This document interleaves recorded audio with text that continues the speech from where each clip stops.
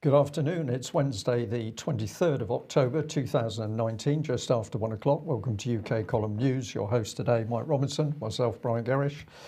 Are we in or out? Well, that's a very good question. Two votes yesterday. The second reading of the withdrawal agreement bill, Boris won that. That passed by 329 votes to 299. This was the second reading of the withdrawal agreement bill, and whether the question was whether it would proceed to the next stage passage through Parliament. Now, for people that don't know, for a bill to pass through Parliament become statute, it has to pass first reading, second reading, committee scrutiny, a report stage, a third reading before it goes to the House of Lords, where it goes through the same process again. And then after all that, there's a final stage where both houses consider any amendments. So Boris got the bill past the second reading, which is a major milestone.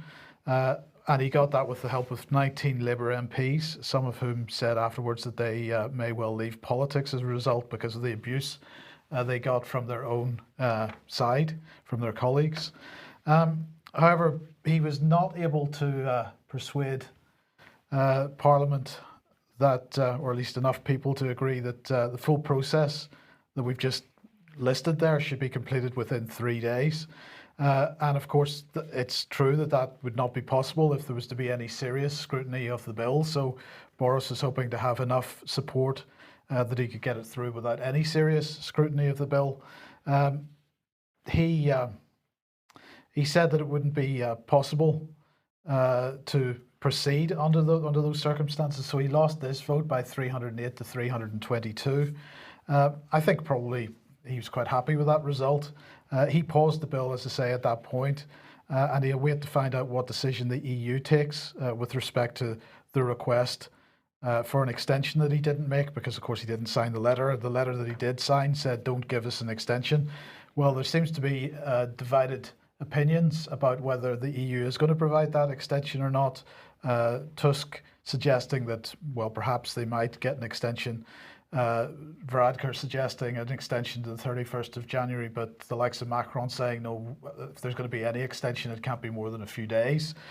So anyway, Boris Johnson met with Jeremy Corbyn today to see if they could work out how a way forward in terms of timetabling getting this through Parliament. So I think, Brian, there's probably a couple of scenarios. Now, either no extension, and if there's no extension, that's going to put massive pressure on Parliament because they've backed themselves into a corner saying we will not leave on the 31st of October without a deal. So since this is the only deal available to them, that would put pressure on them to accept it.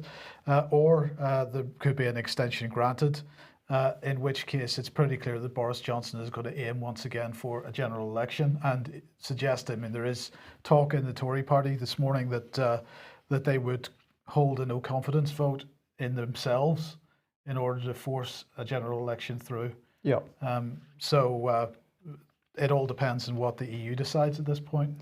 It comes back to the EU, and I think it was Daily Mail front page over the weekend was talking about, did we have permission from the EU? So everything comes back to the control of the EU. This is the immense danger. And of course, the EU's got into the grain of the country. The EU has got its claws into the institutions of the country, the charities, the non-governmental organisations. And this has really spurred on the fact that we can't leave this organisation. Whereas if the MPs were fully aware of what the project is, and we've said this a number of times, that the EU's own wording says they're making an empire and it's to be a military empire, we would be out in no time at all. So this is the hidden power of the EU still at work inside the country. In the chat box are saying, what happens when the party is over? How do we pick up the pieces? Well, of course, the party isn't over. No matter what happens here, this leads into a process.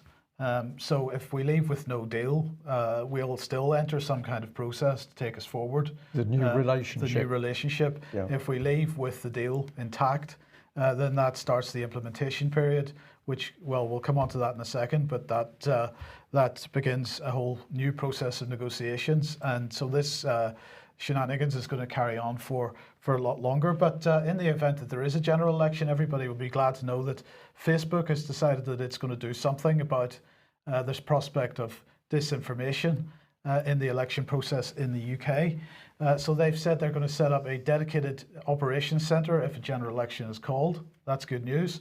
And they have said that from next week, any advertisements, any Facebook advertisements relating to social issues, that might be environmental issues or hospitals, anything at all, will have to go through the same verification process as political adverts. Now, if you want to place an advertisement on Facebook at the moment, which they perceive to have any political content, you're required to verify your identity using a photographic ID. You've got to give them a postal address, a residential postal address for them to confirm, and so on. And this is now going to be applied to other issues, to social issues as well as political issues. But there was one announcement that Facebook made yesterday that was quite interesting.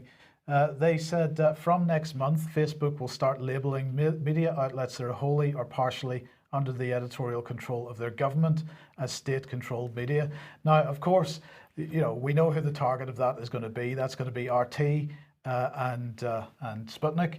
But my question, Brian, was, will the BBC be listed as such? Now, the BBC will, of course, argue that they are not under the editorial control of government. Others may have a different view, including us, I suspect. Well, I mean, I don't think there's any question that the BBC is under the editorial control of the government without question, so I shall look forward to seeing it. But is this Nick Clegg's policy? Wasn't it Nick Clegg that disappeared off into Facebook at £1 million a year? Yeah. I believe it was. Yes. So we've got political policy buried inside Facebook telling us what our political policy should be. Yes. Now, the WAB itself, the Withdrawal Agreement Bill, the European Union Withdrawal Agreement Bill, everybody's calling it WAB. Well, it begins with part one here, which is all about saved law for the implementation period. So what happens during the implementation period with respect to law? This is about keeping law in sync between UK and EU law. And well, let's just have a look at some of what it says here. Saving for ECA after implementation period. So this is the European Communities Act. This is section 1A, and it goes on to say subsections 2 to 4 have effect despite the repeal of the European Communities Act 1972 on exit day by section 1. The European Communities Act 1972 is as it has effect in domestic law or law of a relevant territory immediately before exit day, continues to have effect in domestic law or the law of the relevant territory on and after exit day, so far as provided by subsections 3 to 5. Subsection 3 says the Act of 1972 has effect on and after exit day if A, the definitions of the treaties and the EU treaties given by section 1 brackets 2 to brackets 4 interpretation, I, include part 4 of the withdrawal agreement implementation period, other than that part as so far as it relates to or could be applied in relation to the common foreign and security policy, and so it goes on. And then subsection 5 says subsections 1 to 4 are repealed on implementation period completion day. So I appreciate that that's a load of nonsense and very difficult to understand. So let's try to put it this way. Basically, UK and EU law will stay in sync until the end of the transition period. Now, that transition period might be 2 years, or it could be 4 years, because, of course, people think Brexit is over in a week or so from now. In fact, it's only just beginning, because there's a whole 2 years of negotiations. And if those negotiations don't go too well, then there's going to be potentially a further 2 years, assuming that everybody agrees to that. At the end of that implementation period, then there's the possibility that UK law and EU law could diverge. But of course, that isn't really going to happen, because this is absolutely dependent on what deals are done during the time of the implementation period. This is the future relationship. But there is that potential that UK law and EU law in some areas could diverge. But what that bill appears to be saying is that with respect to the common foreign and security policy, there will be no opportunity for divergence, that these will be in sync and remain in sync even after the implementation period. Now, I appreciate that we may have not be 100% correct on that, but frankly, this is a question that the government needs to answer. This is something that needs to be scrutinised by Parliament, and we need to get an answer to this. It seems that defence is more or less off the table once again, and so this is an important question we've got to get an answer to, but we just want to remind everybody of what Francois Fischer, who is the head of EU intelligence, said last year on this issue. First of all, in the intelligence and security sector, UK will not leave. It's a big secret, but you will not leave. So that seems pretty clear to me. In the areas of intelligence and security, the UK will not leave. And this seems like, for the first time in black and white, we have evidence. We're now seeing it on the surface, yeah. Yeah, absolutely, clearly. Now, I say that defence is off the table. Not entirely, because yesterday during the debates, prior to the votes, Tobias Ellwood MP asked Boris Johnson a question. So listen to this and listen to the answer very carefully. I'm grateful to the Prime Minister, and can I congratulate the Prime Minister to getting us to this critical point in the long Brexit journey. Related to Clause 36, parliamentary sovereignty, could I invite the Prime Minister to confirm the UK will retain its own sovereign military capability as outlined in para 92 and 99 of the political declaration, and not be committed to any EU mission, military initiative or procurement project unless we do so voluntarily?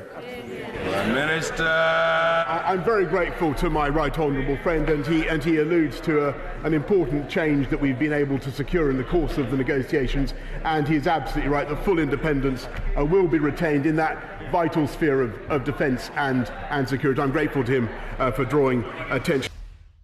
So that is really quite important. Let's consider what he said there. Boris said that they have secured an important change which allows Britain to maintain its independent decision-making process.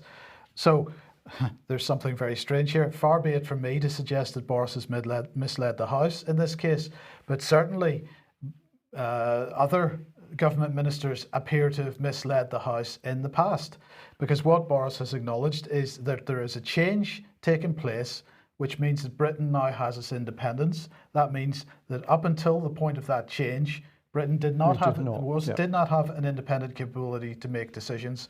But previous ministers of defence and others have stated in black and white in writing that Britain would maintain its sovereignty with respect to defence. So somebody is not telling the truth here, either in the past or yesterday in the House of Commons. So the question is, what is this important change that Boris Johnson claims to have secured? It's not in the political declaration on the future relationship, because the clauses with respect to defence and security in that document, the amended document, have not changed. It's not in any withdrawal agreement document. It's not in the withdrawal agreement bill. And certainly no announcement was made at any point during the negotiations to suggest that there was anything to do with defence being negotiated here. So, Brian, I'm extremely interested in this little exchange yesterday because A, somebody at some point hasn't been telling the truth. And if they haven't been telling the truth in the past, can we suddenly believe them now? I'm not entirely certain that we can. But we need Boris now to put in writing what this important change is and what the specifics of it are, so that people can make a serious judgment on where that leaves us under his deal. Well, this is a key thing, isn't it? And as you've rightly pointed out, what was the situation before the change? And we've been saying that's EU Defence Union, that's UK all in. There's been a wall of silence. So now we'll see what the answer to this particular question is. It's going to be an interesting one. Well, maybe we'll find out this afternoon, because Defence Committee is questioning Ben Wallace MP, the Defence Secretary. That begins at 2 p.m. It will be available live streamed on parliamentlive.tv if anybody wants to watch it.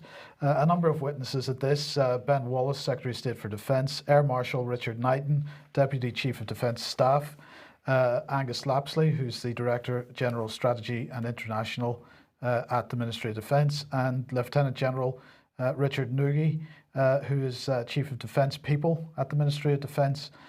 So they're going to talk about Syria, Turkey, situation in the Gulf, but also things like defence spending, historic allegations, recruitment and retention, and so on. So there is opportunity to discuss this issue there, and I'm going to be very interested to see whether the Defence Committee breaks the habit of a lifetime and actually asks some relevant questions. Probably not. No. Well, if we're talking about defence and security, the subject of Extinction Rebellion should come into our frame. And this is the latest look at the website. International Rebellion begins Monday, October the 7th. But of course, huge amount of disruption already throughout UK as a result of this organisation. And I just wanted to share with our viewers and listeners today my experience of doing what the British government says and reporting any concerns that you have in relation to extremist organisations.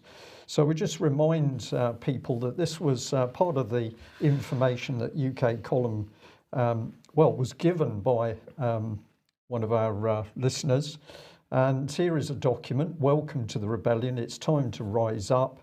The direct action process, the plan is for people to break the law. So an Extinction Rebellion document, an Extinction Rebellion was very happy to confirm that that document is genuine. They said, well, it's out of date, but nevertheless, it was produced by Extinction Rebellion, calling for people to break the law, which is what they've had people doing.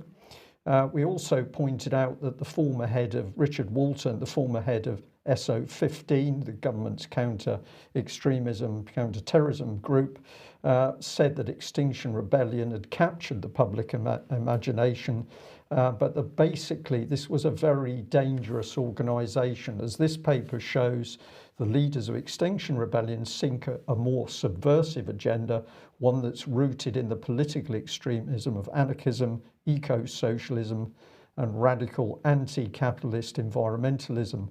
And they say that they're going out to break down civil order and liberal democracy. Well, armed with that, plus some additional evidence against Extinction Rebellion, we took the exact action that this website, which is a government-backed website, Educate Against Hate, says. So here's the website. It's backed by HM Government, the Department for Education and the Home Office. And if you go onto this website, you'll find that they're running a counter-extremism helpline. And if you've got any concerns about children being at risk, you should call this number or email them. Well, we knew that children were at risk because we provided this organisation with the proof that Extinction Rebellion was using primary schools to recruit and groom people to break the law. That includes youngsters. And this was the email that was sent off. We are now 2 weeks on, and we've given them all of the evidence. Extinction Rebellion is a dangerous, subversive criminal organisation. It's targeting adults and youngsters, and it's using Department for Education schools for recruiting and training. And the official reply to date, 2 weeks on, is a stunning silence. And I think this brings us to a very important question. If the government is not reacting to evidence of a criminal organisation, which is also targeting youngsters, we've got to ask if the organisation itself is supported by the government. And I'm beginning to think that this is the situation, that we have a government-backed extremist organisation, in which case we say, what's the purpose of that organisation? If it's to break down the country, to destabilise, to distract people, is that there to help possibly a stay in the European Union? Just one thing. But we're not going to let the Department of Education off the hook on this. We're going to stay on this particular case, and we'll keep you informed with what we get from that department. Okay, if you like what the UK Column does and you would like to support us, then please head over to ukcolumn.org/community. Your financial help join us there. It'd be much appreciated and much needed. So anything you can do there for us would be fantastic. Now, just to let everybody know that AV 10.1 is taking place this weekend on Sunday, the 27th of October. Well, the live stream is available on the UK Column website, of course, being provided by Alternative View themselves and Ian Crane. But you can watch it on the UK Column website. If you look on the front page, you'll see the details there. Now, just to let everybody know, it kicks off at 10 a.m. Well, with you, in fact, Brian. Yes, I seem to get that wrong, yes. Mike, actually. Yeah. 11:30, the second speaker is Gary Frohn. At 1:45, David Noakes is speaking. 2:15, David Dubine. 4 o'clock, Dr. Graham Downing. And 5 o'clock, John Hickman. 6 o'clock, Ian Crane. And that will all be live streamed. 6:30, there's going to be a Q&A with the speakers. This will all be live streamed either on the UK Column website or at alternativeview.co.uk. But you can see it there on the front page. And just to let everybody know that Patrick and I did speak to Dilyana Gunjeva on Monday after the news programme. Unfortunately, the live interview, we had technical problems. We did speak to them after the programme, and the final edit of that is available on the UK Column website or on our YouTube channel. And we'll be premiering at 2 p.m. this afternoon after the UK Column news. So get onto the UK Column website or the YouTube channel for that. An important interview. Absolutely. And we'll bring this one up as a slight change of tack, an invitation to a Brexit barbecue, Halloween trick or treat Brexit. And this that's Thursday, 31st of October 2019, 7 p.m. to midnight at Coney Western Village Hall. And this has kindly been produced by Ned Pamphilon, who's been doing some really excellent cartoons every edition for a long time, nearly a year, I think. So thank you for that, Ned. He's keen that people come to this, so there's more details. You can obviously freeze your screen to have a look at that, or you can get in contact with him direct. The number he's given is 07522 032 765. So that should be very interesting. Yes, in or out, we still don't know. So let's come on to the subject of banks. And this is an interesting little article in the Mail about Barclays, which is stopping use of post office cash facilities to its customers. And there's been a really quite big outcry about this. And apparently Barclays has previously allowed customers to withdraw cash from 11,500 post offices, and they're now going to stop this. This is because apparently it's going to save them £17 million a year, although they're making £7 million a year, but they're making £17 million a day profit at the moment. But of course, the big thing brought forward in this was that this was going to affect people in rural areas. It was going to affect elderly people. But interesting in the article, Mike, it says there the financial contract between the post office network and banks lasts until 2022. It provides the vital income for postmasters who receive commission for each banking service. I'm hearing that the plan is that they want to get rid of post office accounts altogether because they don't want to be paying pensions into anything other than a bank account. And if we head towards national credit, they definitely don't want that to be going into anybody's post office account. So more to this article than meets the eye. Suggest people have a read. But it had a sting in the tail. What was the sting to do with? Well, is it about vulnerable people in rural communities? Apparently not, because the article suddenly jumps right at the end into the government's National Cybersecurity Centre, which has apparently warned 56 financial institutions that they're at risk of fraudulent withdrawal of funds using clone cards. So we suddenly go from post offices to National Cybersecurity Centre.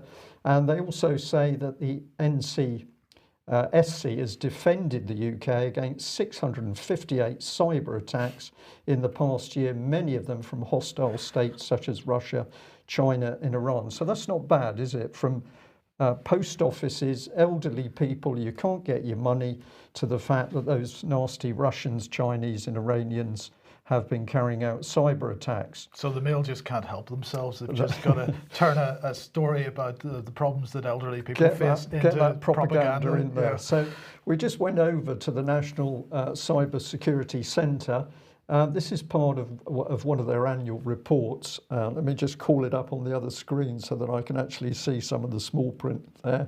But quite an interesting timeline. It's full of statements about how well they've done, although they don't actually give you much evidence as to what they've done. But the timeline here is quite interesting because it says 2018, the 3rd of October, UK, Dutch and other allies exposed GRU, Russian military intelligence cyber attacks targeting political institutions, businesses, media and sport. That's pretty good, isn't it? But if you jump to the right-hand side, when we're into 2019, they're crowing that 25th of March, the Royal Masonic School for Girls was crowned the winners of the NCSC's Cyber First Girls competition at the final, which took place in Edinburgh. So this is a really tremendous organisation, from training little girls to defeating the Russians, Mike. They're perfect. So let's have a look at what else they say about themselves. So here's year 3 highlight statistics. And top of the list is handled 658 incidents, but I can't find any information about those incidents at all, but it's a very glossy document. But they have said that they've taken down 177,335 phishing URLs. 62.4% were removed within 24 hours. Can you imagine it? Fantastic. That's incredible, isn't it? They've had 2.8 million visitors to their website, so that's pretty impressive as well. That's helping make us safe. And they've challenged 11,802 girls in the 2019 Cyberfast Girls competition. So they're very big on little girls, but they're not very good about producing the evidence. This is another statement which supposedly shows what they did, calling out hostile state actors. It says they work collaboratively with a strong network of partners in the UK and international, and through this work, NCSC knows more about its main nation-state threats, including Russia, China, Iran and North Korea, than it ever has before. And this has apparently come about through its working with the Foreign and Commonwealth Office, which is exciting. And they're looking at public attributions of states, such as the Russian GRU, quote, being responsible for the activity known in public as APT-28. This was the so-called hacking group that were called Fuzzy Bear or something Bear. So it goes on, but the thing that's missing is there doesn't seem to be any evidence whatsoever. Back to the timeline, and well, I'll just highlight again, they're very big on the children there, and also women. They've got 150 women from across the UK's intelligence and government security services with events at their headquarters. So it's a sort of squidgy training organisation that publishes promotional literature on itself, but it doesn't actually provide any evidence for any of its claims. Doesn't need to, because just like the BBC, we should trust them. We should trust them. Problem. Well, I've got to say, I don't. Okay. We'll leave it there. Yes, well, let's get back to finance then. And well, last week we were pointing out that the IMF had been warning that in 2019 we expect slower growth in nearly 90% of the world. The global economy is now in a synchronized slowdown, they said.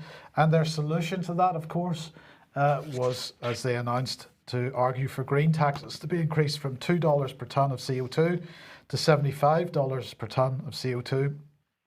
This, of course, is a direct attack on productive industry, but don't worry about that, because you don't need a job, because they will use some of this money to pay an equal dividend to the entire population. So that will be, a universal basic income for everybody. If you don't have a job, But you won't get it from the post office, of course. No, you won't get it from the post office. You're going to need a bank account for that.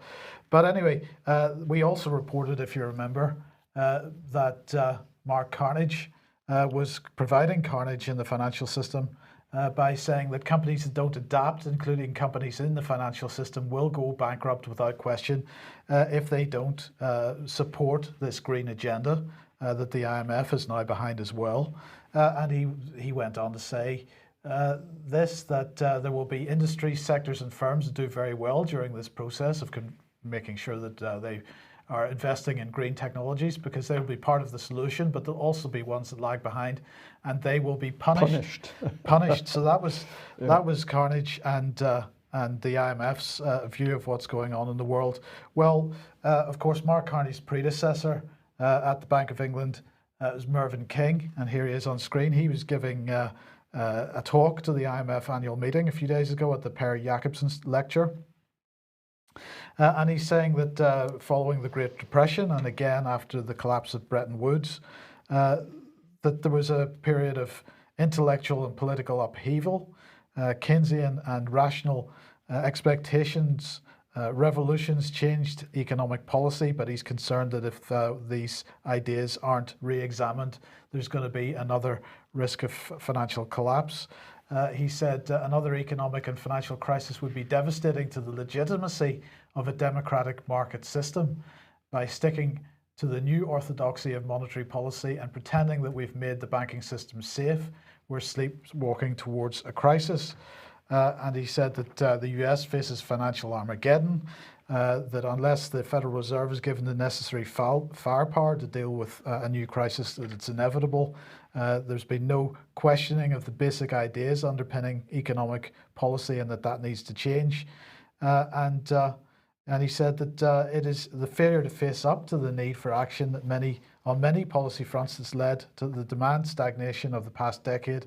And without action, there's a risk of another financial crisis, emanating this time not from the US banking system, but from weak financial systems elsewhere. Please provide me with evidence of a weaker financial system than the US one at the moment. But anyway, and he said that Congress would be confronted with a choice between financial Armageddon and the suspension of some of the rules that were introduced after the last crisis to limit the ability of the Fed to lend. So rather than calling for stronger financial regulation, in fact, he's saying that what happened after the 2008 crisis has had a negative effect, and we've got to get rid of all that again. There is no question we're heading for economic collapse, because these people are incapable of getting out of the mindset and the ideology which brought us to that point in the first place. So it's inevitable that we're going to end up in that point again. And I would argue quite strongly that is already in process at the moment. But we are to believe that they're looking after us and the planet. Absolutely. Of course, while that happens. Well, I'm sure the bankers won't be eating this food. Interesting little Daily Mail article, a lot more to it than appears. And this is another one of these articles. I encourage people, after sitting and watching UK Column News or listening it, to go and have a look at the article and look at it and think about it for yourself. But it says council fits £1 microchips to food recycling bins to catch cheats who contaminate them with incorrect items. And this is Denbighshire County Council, North Wales.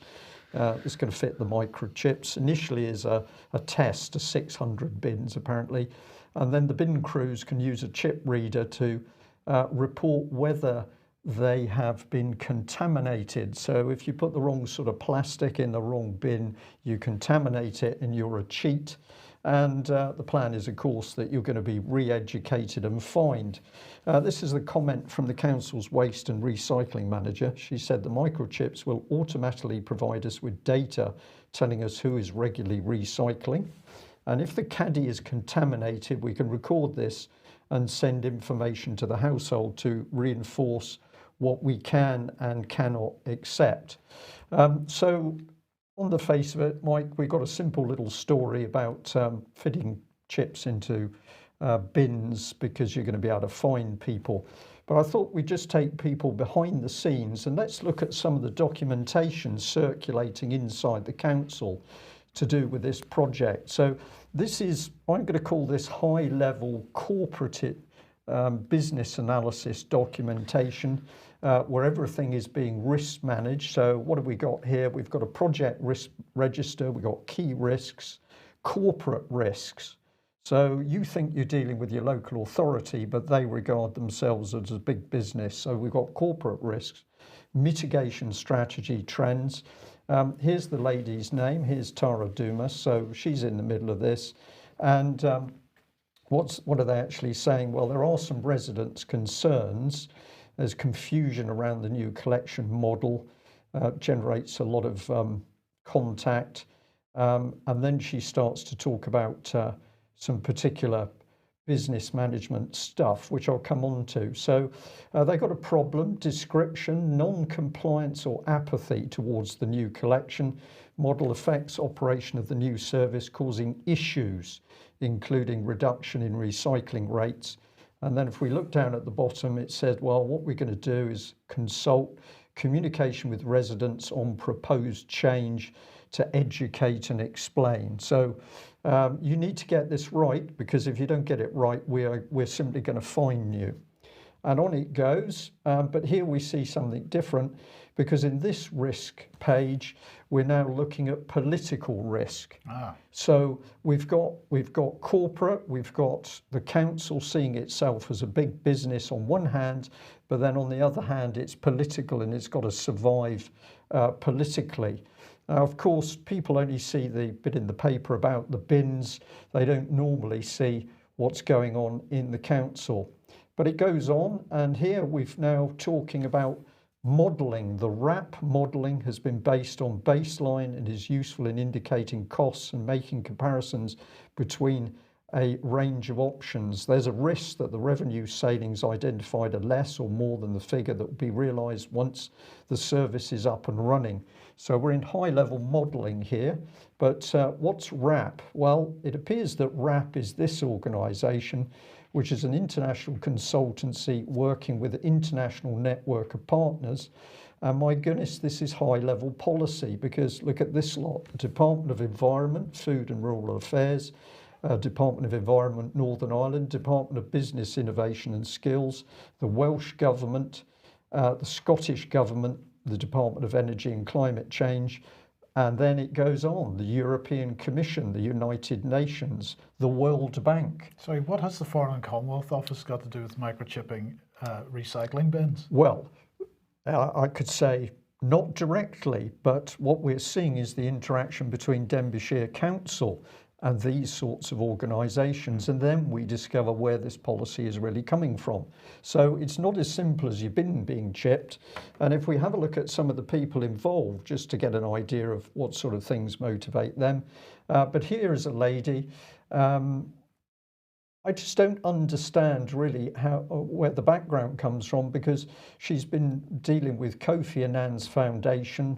She's looking at changing the world, bringing in peace, electoral democracy, youth, preventing violence and extremism.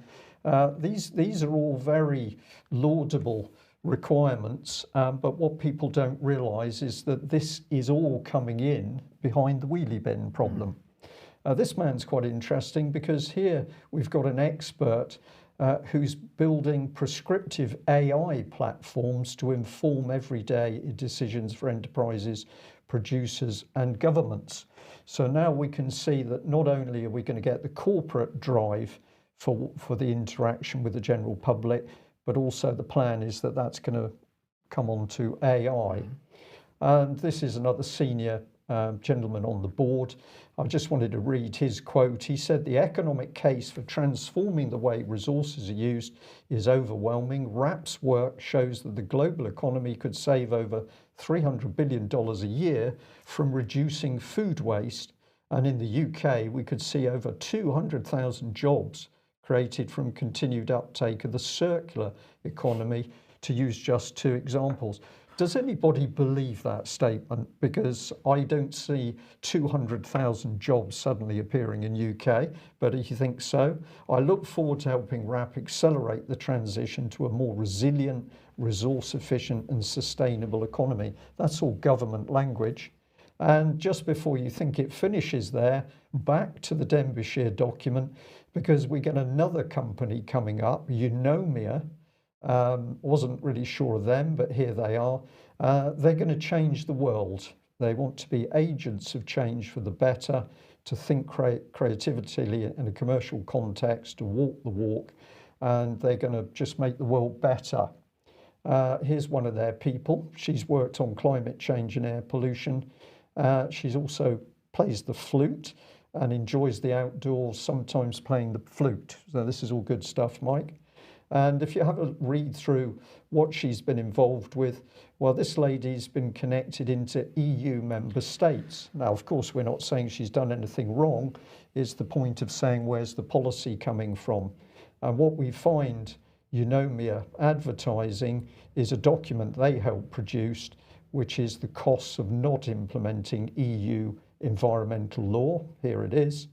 And so echoing Mark Carney's threats in many ways. Absolutely, because here's the EU saying, whoa, we need to get a grip with this environmental stuff, because if we don't, it's going to cost us 55 billion euros a year. Well, actually, that's an estimate, because the estimate they give is between 29.7 and 79 billion euros.